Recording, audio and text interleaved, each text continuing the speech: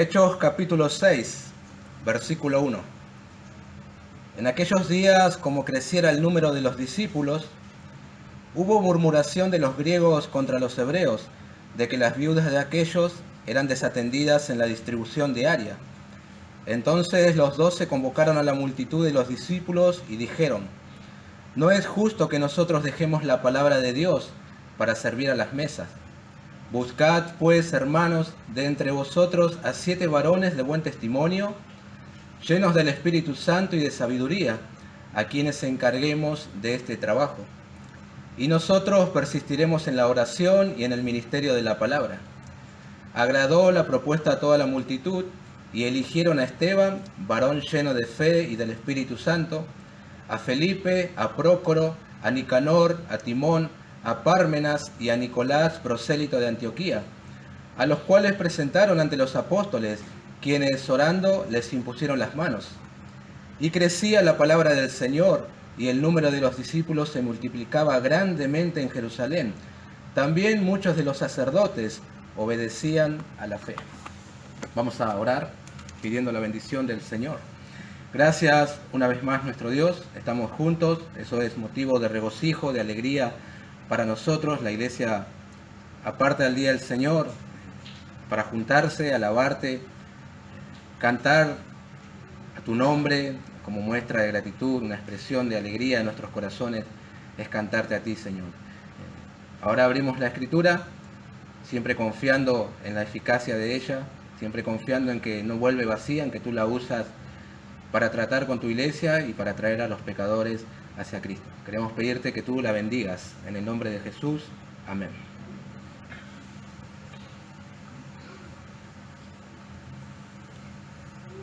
Me olvidé de mencionar, nunca, cuando leo una porción de la Escritura, nunca se guíe por el título. Hay que recordar que los títulos que tenemos en nuestra Reina Valera no son inspirados y hay oportunidades en las que no condice mucho con lo que se está relatando.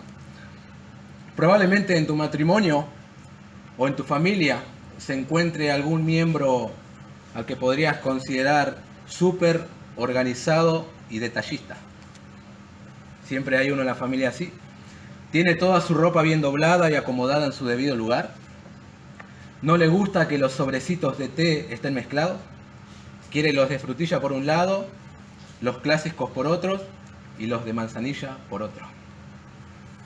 Si no encuentras algo en el hogar, vas a recurrir inmediatamente a él. De seguro debe haberlo visto o saber dónde está. Le gusta almorzar y cenar siempre en un horario puntual. No llega nunca tarde a su trabajo o al colegio o a la iglesia, porque ya tiene incorporada una estructura organizacional. Es parte de su carácter y personalidad. Así es él. Pero entre los miembros de la familia también está el que tiene el 80% de su ropa dispersa por toda la casa y no en el placar. Cuando vas a buscar un sobrecito de té, te encuentras con un pedazo de factura que él mordió y dejó allí y se olvidó de guardarlo. Si algo se pierde en el hogar, él será la última persona a la que vas a recurrir. No almuerza ni cena a horario, sino que va picando durante el día. Lo tenés que sacudir para que se levante y vaya al colegio o al trabajo. Él ya tiene también una estructura organizacional. Es así y lo amas igual, un miembro de la familia. El asunto es que, ya sea un integrante de la familia súper organizado o súper desorganizado o relajado, creo que toda familia tiene una organización, ¿verdad? Una estructura. Todas las familias tenemos eso. El fin es un orden en el hogar. Y no solo las familias, ¿verdad?, tienen una estructura y una organización. También los colegios, las empresas, los municipios, todo funciona con cierto orden, o debería, para que justamente no reine el caos, ¿verdad? Todo funciona así. Bueno, la iglesia del Señor, la iglesia universal compuesta de muchas iglesias locales, también tiene una estructura organizacional. Líderes masculinos, declaración de fe, requisitos para ser miembros, responsabilidades, norma de conducta y vestimenta, rendición de cuentas, ofrendas, etcétera, etcétera. Eso es una organización, ¿verdad? Aquí entrando a Hechos capítulo 6, vemos que la iglesia ya se encontraba de alguna manera organizada. Tenía una organización. Hasta aquí ellos conocían, por lo menos al principio, la cantidad de convertidos y miembros que la iglesia tenía. Alguien parece que llevaba la cuenta. Se reunían en lugares específicos, a horas específicas. Los creyentes también se reunían a comer en casas particulares, parte de una organización. Se recogía dinero y bienes por medio de los apóstoles y se lo distribuía a quienes estaban en necesidad, ¿verdad? Tampoco se permitía una conducta pecaminosa dentro de la iglesia. ¿Qué es eso? Una estructura, una organización. A medida que el tiempo transcurre y la iglesia crece, la organización va creciendo también y va demandando más. Pero era una organización. Creo yo que uno de los problemas que tienen las iglesias hoy o que enfrentan en cuanto a la organización es caer en los extremos. Extremos siempre perjudiciales. ¿Por qué? Hay iglesias en las que se canta hasta que las gargantas no den más. Se predica hasta que el predicador se quede sin repertorio. Y la reunión dura el tiempo hasta que te llamen para comer. Y todo esto porque hay que darle libertad al Espíritu para que Él pueda operar. Dejarlo que obre sin encajonarlo a estructuras farisaicas, dicen. En otras palabras, todo aquello que tiene que ver con orden, organización, estructura, es cosas de hombres e impide que Dios bendiga a su iglesia. Necesitamos una iglesia libre de un formato u organización, dicen. Y en el otro extremo tenemos iglesias hiperestructuradas, en la que si se canta en un tono alto de lo acostumbrado, se arma un escándalo. Si se quita un cuadro y se coloca otro, la iglesia ha perdido su poder. Si el predicador se pasa de los 45 minutos, está predicando la carne. Si se modifica alguna costumbre, la gran tribulación ha llegado. Entonces se cree que el Espíritu Santo solamente se mueve en el margen que yo le he dado. Hemos armado una caja organizacional y le decimos al Espíritu Santo, solo puede moverte en ese lugar que te hemos designado. Hiperestructurado. Hay tanta estructura y un desmedido énfasis en la organización que ya se pierde la sencillez de una comunidad de amor. Los extremos siempre son perjudiciales y debemos evitarlo. Sin embargo, una iglesia bíblica está organizada en base a los principios establecidos en la palabra de Dios. Hechos capítulo 6, los primeros 7 versículos que hemos leído, nos ofrece algunos principios de organización, prioridades que los líderes deben tener y requisitos de los miembros que desean servir a la iglesia. Si se consideran estos principios, entonces la iglesia avanzará organizadamente. Debemos considerar esto. Entonces, vamos a ver en esta tarde, con la ayuda del Señor, algunos principios para tener una iglesia organizada. Si bien lo que se relata aquí es un caso particular, un problema temporal, los principios que obtenemos aquí son aplicables a las iglesias contemporáneas. Tengo 4 puntos para hoy. Primero, la realidad de los problemas en la iglesia. Segundo, cumpliendo con las responsabilidades. Tercero, delegando responsabilidades a miembros calificados. Cuarto, resultados de una organización bíblica. Eso vamos a ver en esta tarde. Vamos a ver en primer lugar la realidad de los problemas en la iglesia. Dice el versículo 1, en aquellos días, como creciera el número de los discípulos, hubo murmuración de los griegos contra los hebreos, de que las viudas de aquellos eran desatendidas en la distribución diaria. No sabemos específicamente cuánto tiempo ha pasado desde el encarcelamiento de los apóstoles hasta que surge este evento. Parece ser que hay una transición, por eso dice aquí Lucas, en aquellos días. Ha pasado aparentemente un tiempo. Sabemos que la iglesia no paraba de crecer en números, y si bien es cierto que estaba organizada, también es cierto que a mayor cantidad de miembros se requiere una mayor organización. Y también debemos tener en cuenta que todos somos pecadores. Y también debemos tener en cuenta que tenemos un enemigo que siempre trata de destruir la iglesia, de afuera con persecución y de adentro generando disensiones entre los hermanos. Ahora bien, ¿cuál es el problema que surgió en esta iglesia? Ya ha surgido otros. ¿Cuál es el que surgió ahora? Bueno, algo que era natural en la vieja vida de los miembros se hizo presente ahora también en la nueva vida como creyentes. Antes de venir al Señor tenían una cierta rivalidad entre griegos y hebreos. Judíos griegos versus judíos hebreos. Había recelos entre ambos grupos. Los judíos hebreos tenían cierto desprecio hacia los griegos que eran minoría. Como que lo consideraban menos porque no hablaban en arameo o en hebreo, sino que hablaban griego. Usaban la Septuaginta, la versión griega del Antiguo Testamento. Y ellos los consideraban como israelitas de segunda clase.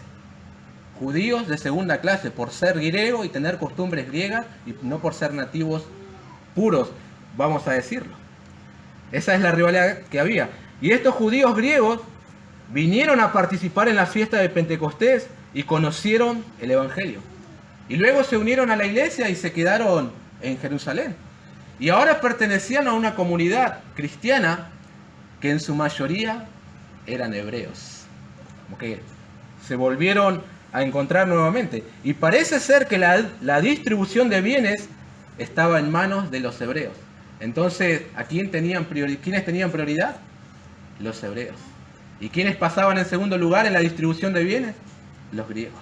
Eso estaba pasando en la iglesia. Era imposible que los apóstoles supervisaran todo lo que estaba ocurriendo debido a la cantidad de gente. Y esto generó murmuración en la iglesia. Un problema la iglesia estaba enfrentando. Pero imagínense, un tema tan sensible como lo es el sustento de las viudas, y de repente ves que otros reciben más o tienen prioridad y los tuyos están quedando en último lugar con muy poca atención. Sin duda que eso va a generar molestia, ¿verdad? Si no se resolvía este problema, las murmuraciones irían creciendo cada día más y más. Y eso de que la iglesia tenía el favor del pueblo, como hemos leído antes, pronto desaparecería. Si una iglesia no puede resolver sus problemas internos, ¿cómo puede impactar a la sociedad que está allí afuera? Su testimonio va a resultar inconsistente. Así que se tenía que solucionar lo que estaba pasando en la iglesia, pero era un problema no solo organizacional, porque el número de creyentes iba creciendo demasiado, sino también de preferencia e indiferencia. Aquello que distingue a los cristianos, el amor, acá estaba siendo opacado por la carnalidad de algunos miembros, lamentablemente. Pero la solución al problema no era la murmuración. Hay un mal proceder de ambos. De los judíos hebreos por hacer una distribución no justa, injusta vamos a decir, y de los judíos griegos por murmurar de lo que estaban haciendo los demás. Ambos lados estaban procediendo de una manera incorrecta. Esto es así. Las murmuraciones siempre generan divisiones entre los hermanos. Estoy pensando en Aarón y María, quienes murmuraron de Moisés. La ira del Señor se encendió contra María y ésta quedó leprosa como la nieve, dice. Era necesaria la intercesión de Moisés para que María sea restaurada nuevamente al pueblo. Pero la murmuración estaba haciendo estragos también en el pueblo. Es algo para considerar. Y creo que a lo largo del tiempo, las cuestiones menos trascendentes son las que generan conflictos y causan divisiones. Son más las iglesias que se han dividido por la carnalidad de sus miembros que por cuestiones doctrinales. Lamentablemente.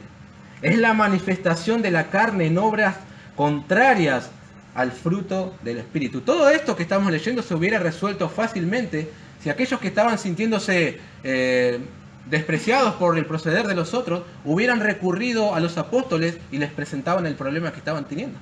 Sin embargo, prefirieron la murmuración. Ese era el camino incorrecto, no hubiesen hecho eso. La murmuración solo producía más división entre los hermanos, apagando la acción del Espíritu. Pero mis queridos hermanos, no podemos nosotros ignorar que este problema también afecta a la iglesia del siglo XXI, ¿verdad? ¿Pueden ver que nada es nuevo?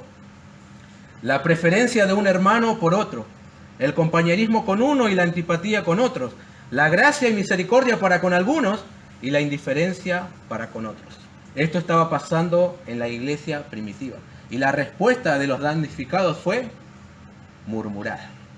Y la murmuración iba creciendo y creciendo. Pero Nosotros somos una sola iglesia, como dijo Pablo, donde no hay griego ni judío, circuncisión ni incircuncisión, bárbaro ni escita, siervo ni libre, sino que Cristo es el todo y en todos. Una sola iglesia, y no había razón para que se formen dos grupos. Esa carnalidad que divide a las iglesias tiene que ser derribada con el fruto del Espíritu y con la conciencia de que somos uno en el Señor. No dos ni tres, uno. Entonces, en primer lugar, la iglesia debe ser consciente de la realidad de los problemas en las congregaciones y que tales problemas afectan a que ésta funcione de una manera organizada. Si hay acepción de personas, si hay murmuraciones, eso generará un retroceso en el avance de la misión. El asunto es, ¿cómo vamos a solucionar esto? Las resoluciones de los apóstoles nos van a ayudar a nosotros. Veamos en segundo lugar, cumpliendo con las responsabilidades. Dice el versículo 2. Entonces los 12 convocaron a la multitud de los discípulos y dijeron, no es justo que nosotros dejemos la palabra de Dios para servir a las mesas. ¡Wow! ¡Qué declaración tan interesante! La necesidad era apremiante y las murmuraciones llegaron a oído de los 12. Los discípulos convocaron a una reunión de asamblea. ¿Qué esperamos nosotros? Que Pedro se ponga de pie y amoneste a aquellos que estaban haciendo una discriminación en la distribución de bienes y amoneste a aquellos que estaban murmurando. Eso hubiese sido una posible solución, ¿verdad? A ver, ustedes, traten de repartir los bienes justamente y ustedes no se enojen ni murmuren. Ya les van a llegar, tengan paciencia. Y se acabó. Una posible solución. Sin embargo, la respuesta de los apóstoles: no es justo, no es conveniente, sería mejor, o no está bien que nosotros dejemos la palabra de Dios para servir a las mesas. Qué interesante declaración. La iglesia ya tenía un problema, pero se le añadiría un problema mucho más grande y más serio si los apóstoles descuidaban su ministerio principal: la oración y la palabra del Señor. Ahí sí que se iba a armar. Yo creo que en cierta manera esto que responden los apóstoles está marcando cuál debería ser la prioridad en aquellos que pastorean el rebaño del Señor: la oración y el ministerio de la palabra. La responsabilidad de los apóstoles no era atender de que todas las familias tuvieran comida. La responsabilidad primaria de ellos era orar, estudiar la palabra y enseñarla. Eso es todo. Eso es lo que tienen que hacer los líderes de una iglesia. Y eso es lo que hicieron. E hicieron bien en no permitir que una necesidad obstaculice el avance de la predicación. Lamentablemente, uno de los males, de los grandes males que sufre la iglesia de hoy, es que aquellos que deberían estar ocupados en la oración y en la palabra están sobrecargados de infinitas actividades que obstaculicen que desempeñen su ministerio principal: la oración y la predicación, la palabra de Dios. Y mi pastor es excelente. Organizó unos choripanes en el fondo para los hermanos y luego siguió con unas actividades para niños. Y por si esto fuera poco, llenó la camioneta de mercadería y fuimos a las zonas remotas de Santiago del Estero para repartirlas. Cuando vinimos, se encargó de la limpieza general del templo y luego siguió con actividades para damas. ¡Wow! Pregunto una cosa: ¿no será que estará descuidando su ministerio principal, la oración y el ministerio de la palabra? Si puede hacer todo lo que mencioné sin descuidar lo que el Señor le encomendó, entonces adelante, es admirable. Pero si está sacrificando la oración y la palabra en el altar del activismo, está pecando contra su llamado divino. Su prioridad es orar y enseñar la palabra de Dios. Nada es más importante para los pastores que lo que leemos en el versículo 4. Y nosotros persistiremos en la oración y en el ministerio de la palabra. A veces también suele suceder que las iglesias tienden a sobrecargar a sus pastores o a exigirle cosas que logran que descuide su responsabilidad primaria. A veces también se lo juzga por no hacer otras cosas, pero cuando está cumpliendo a cabalidad con lo que es prioritario: la oración y el ministerio de la palabra. En última instancia, el alimento del rebaño depende de la intimidad de su pastor con el Señor, de que él pueda cumplir con la oración y el estudio serio de las Escrituras. Y mientras más descuide esto por la razón que sea, entonces las ovejas se encontrarán debilitadas y no llegarán al conocimiento de Cristo. Los apóstoles no son insensibles a la necesidad que se presentó, y en breve vamos a ver que lo resuelven, pero sin descuidar su responsabilidad. Para que la iglesia, hermanos, siguiera avanzando, era necesario que en la balanza apostólica tuviera más peso la oración y la predicación de la palabra que servir a las mesas. Eso era lo prioritario para la iglesia.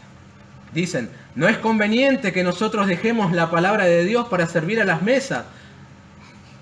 No podemos hacer esto, esta es nuestra prioridad. Nosotros no tenemos que pensar que Pedro o los apóstoles estuvieran diciendo, yo encargarme de la distribución, por favor. Estuve en el monte de la transfiguración, vi a Moisés y a Elías, vi a Jesús resucitado y me voy a rebajar sirviendo las mesas. No es lo que están diciendo los apóstoles, ni siquiera están pensando de eso. Ellos experimentaron el mayor ejemplo de servicio cuando vieron a su Señor lavarle los pies, ¿verdad? Servir a las mesas no sería nada humillante para los apóstoles. Simplemente están identificando sus prioridades para que la iglesia también sepa distinguir qué es lo más importante para la vida de la iglesia. La oración y la palabra. ¿Qué hubiese pasado, mis queridos hermanos, si los apóstoles hubieran dejado la oración y la palabra y se hubieran encargado completamente de la administración de los bienes? ¿Qué hubiese pasado? ¿Saben qué hubiese pasado? La iglesia se hubiese convertido en UNICEF o Cáritas o alguna organización social. Eso hubiese pasado. Hermanos queridos, nada es más importante para la salud de la iglesia que la oración y el ministerio de la palabra. ¿Anhelamos nosotros una iglesia que siga avanzando y que tenga una organización bíblica? Allanemos el camino para que los líderes y pastores tengan como prioridad la oración y el ministerio de la palabra. Y justamente porque los apóstoles perseveraban en la oración y la palabra, es que pueden tomar una decisión sabia.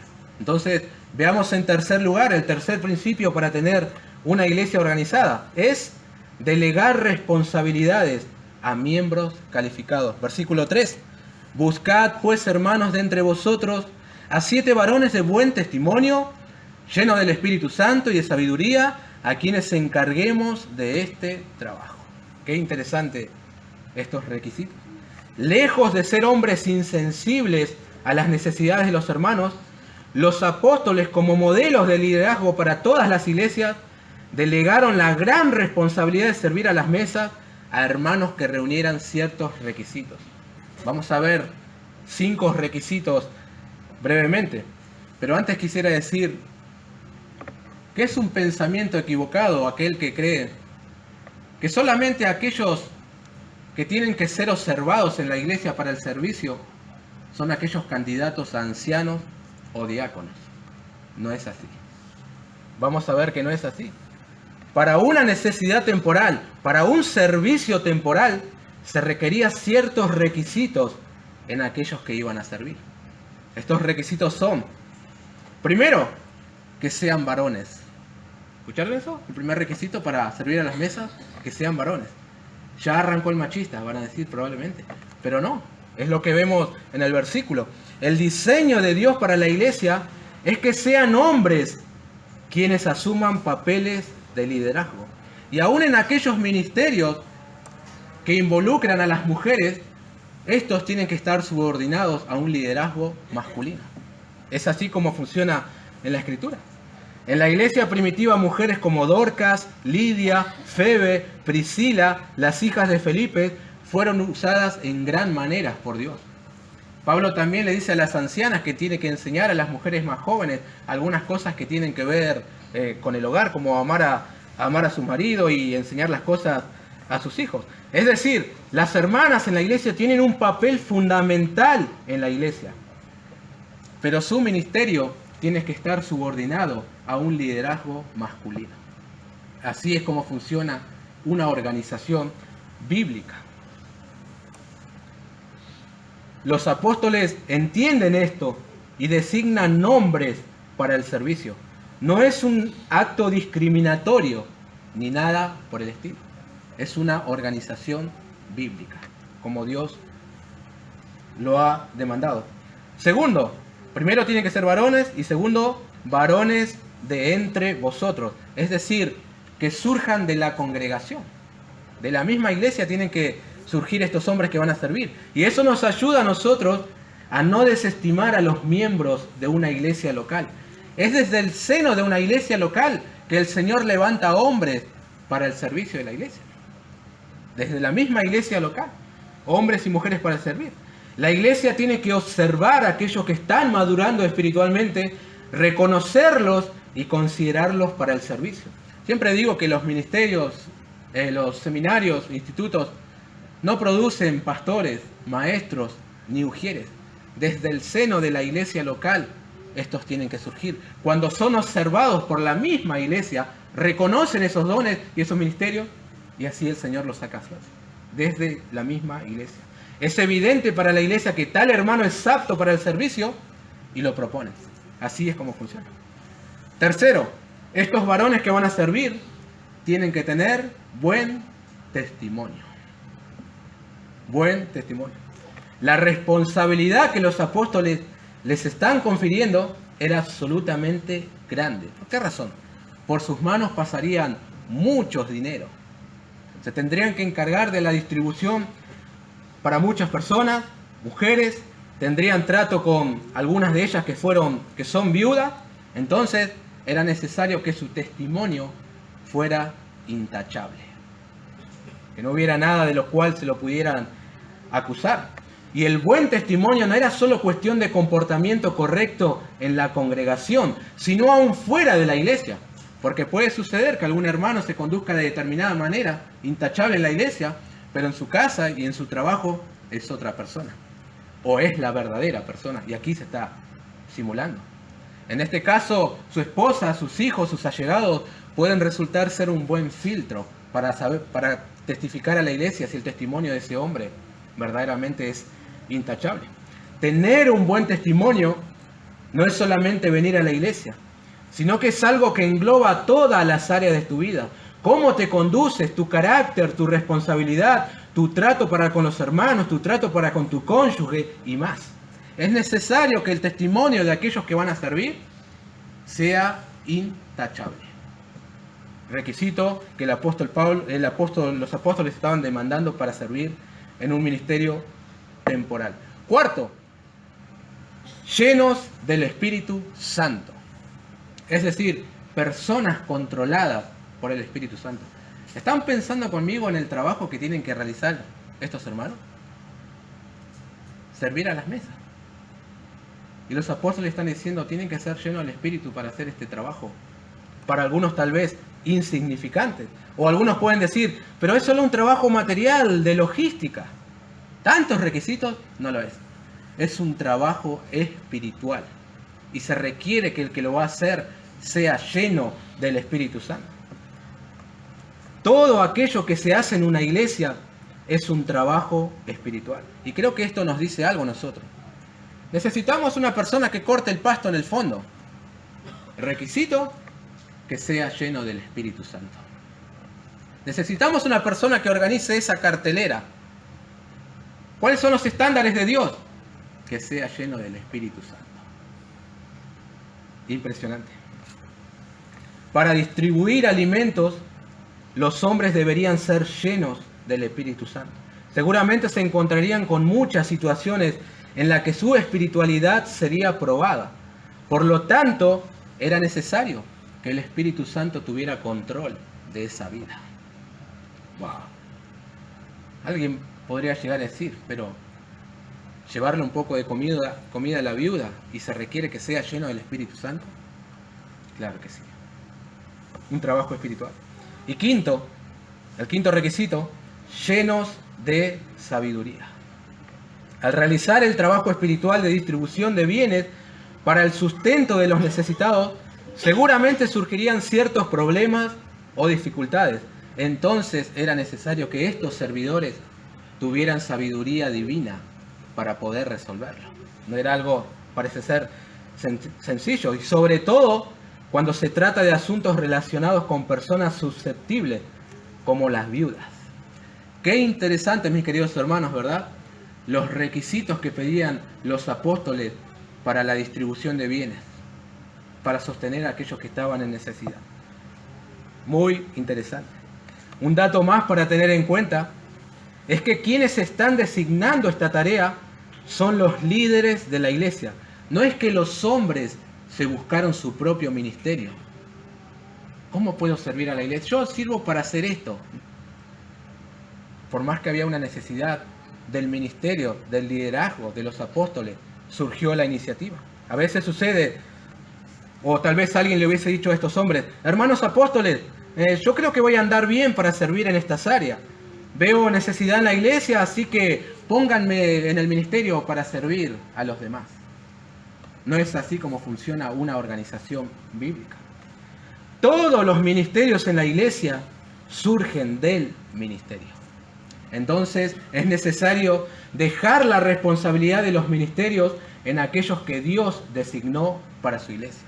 Porque a veces puede suceder que yo veo una necesidad en la iglesia y me considero apto para suplirla y me encomiendo a mí mismo, pero no es así como funciona. Tiene que surgir del liderazgo y ellos designan los ministerios. Ese es el orden que Dios estableció. Los apóstoles le están encomendando esta tarea a estos hermanos, cuando la necesidad era evidente para todos. Todos sabían lo que estaba pasando en la iglesia. Recapitulando, varones de entre vosotros, llenos del Espíritu Santo, de buen testimonio y de sabiduría, para servir a las mesas. Uno puede llegar a decir: ¿para qué tantos requisitos? ¿Van a dar una clase de escatología dispensacional? ¿Tienen que resolver la disputa entre soberanía de Dios y responsabilidad humana que exigen tantos requisitos? No. Simplemente tienen que servir a las mesas, administrar dinero para suplir necesidades. Eso es todo. El asunto es el siguiente: para Dios ningún servicio es efímero e insignificante, sino que tienen recompensas eternas. Y Él valora a aquellos que haces para Él. Por tanto, los estándares, los requisitos, los estableció Él mismo. Y si prestaron atención, ningún requisito para el servicio tiene que ver con habilidades naturales, sino con el carácter. ¿Por qué? A Dios le importa más quién eres que lo que haces o lo que sabes hacer. Lo que hay en tu corazón es lo que le importa al Señor. Él pone los requisitos, no los hombres. Entonces, me gustaría agarrar un megáfono con alcances universales y preguntarles a la Iglesia Universal de Cristo: ¿quiénes somos nosotros para reducir los estándares de servicio que Dios estableció?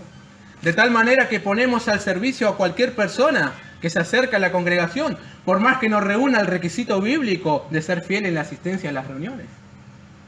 ¿Quiénes somos nosotros para reducir los estándares de Dios?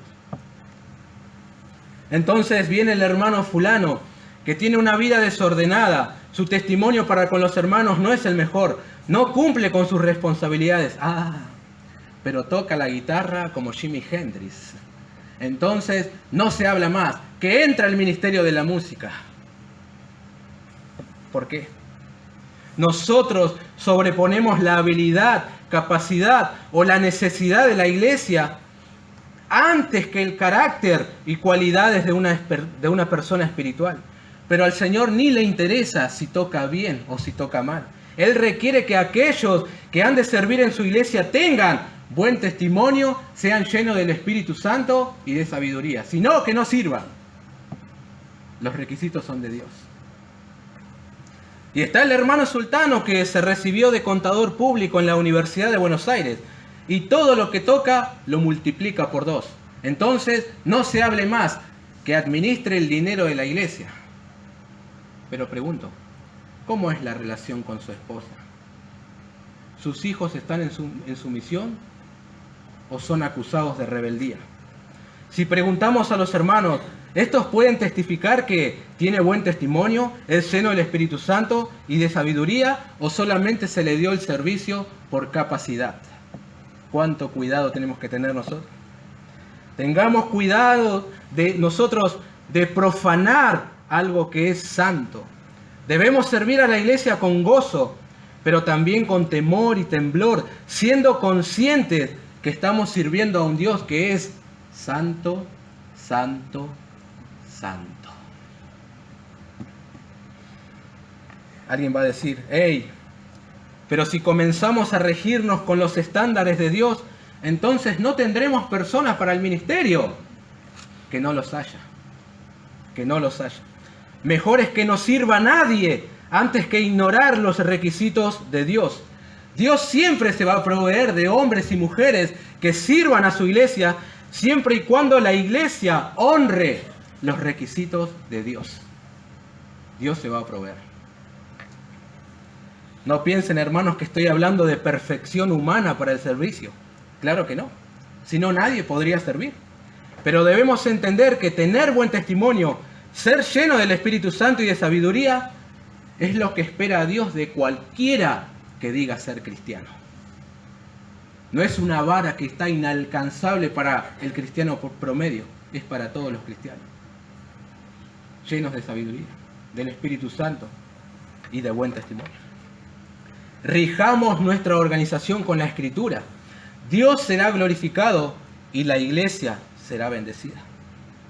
En último lugar, veamos los resultados de una organización bíblica. Versículo 7. Y crecía la palabra del Señor, y el número de los discípulos se multiplicaba grandemente en Jerusalén.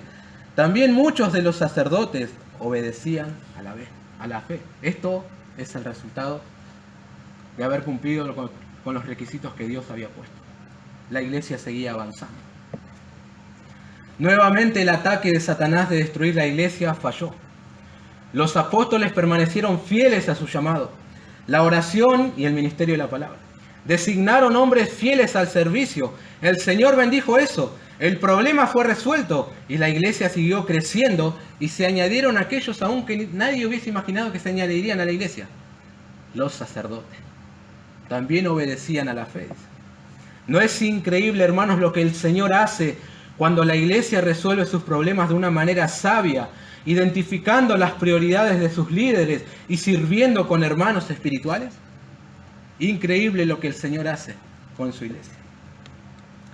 Hay algo interesante que aquí que alguien observó, no yo, pero alguien observó del versículo 5, algo muy digno de considerar en cuanto a la elección de esos hombres. Dice esta persona, que los 7 tuvieran nombres griegos, sugiere que ninguno era de Jerusalén. De ser así, esta fue una demostración de la amorosa unidad de la iglesia primitiva. Ya que los griegos se sentían menospreciados, la iglesia decidió nombrar a 7 de entre ellos para rectificar la situación. En consecuencia, se evitó una división y otra vez se frustró el ataque de Satanás.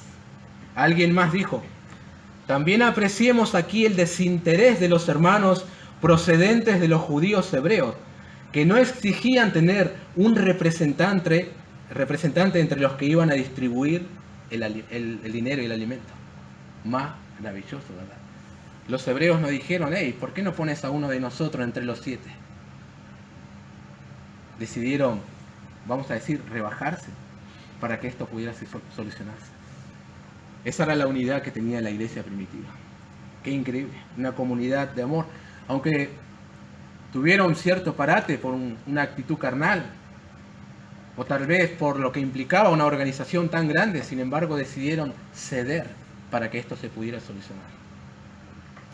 Se puso fin a las murmuraciones, la unidad entre los hermanos seguía latente, la oración y el ministerio de la palabra no se pudieron detener y la iglesia siguió creciendo en números y en conocimiento.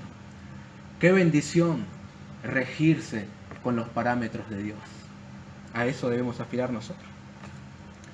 Lo que leemos al principio del versículo 7 es impactante, hermano. Me ha impactado cuando lo leí esta semana. Y es aquello que tenemos que buscar. Y crecía la palabra del Señor. Eso es lo más impactante de todo esto. Crecía la palabra del Señor. Ni Satanás pudo detener el avance de la iglesia y la palabra seguía creciendo y creciendo entre los hermanos. Hubieron apóstoles que dieron prioridad a esto, por eso. Y sabiamente decidieron cómo solucionar, dando ciertos requisitos para el servicio. ¿Deseas que el Señor bendiga a su iglesia y ésta avance con una organización bíblica? Mi anhelo y oración es que consideremos estos principios. De esa manera la iglesia seguirá avanzando y creciendo, no solamente en número, sino en el conocimiento del Señor. Y que nosotros también podamos decir, y crecía la palabra del Señor, que en última instancia es lo más importante, ¿verdad? Que la palabra del Señor sea glorificada. Nada más, hermano.